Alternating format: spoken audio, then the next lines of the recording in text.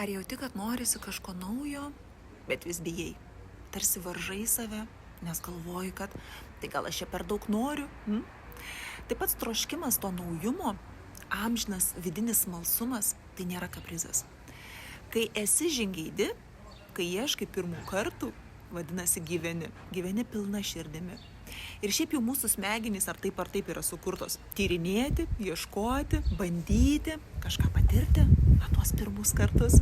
Tada jos išsiplečia apskritai visas vidinis pasaulis. Ateina toksai wow momentų svoris.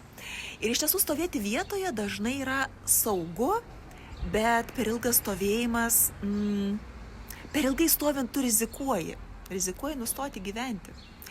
Ir kviečiu tave, kad leisk sau to alkio, naujumo alkio, leisk sau nebijoti tyrinėti, leisk sau eiti, net kai neturi kažkokio aiškaus atsakymo.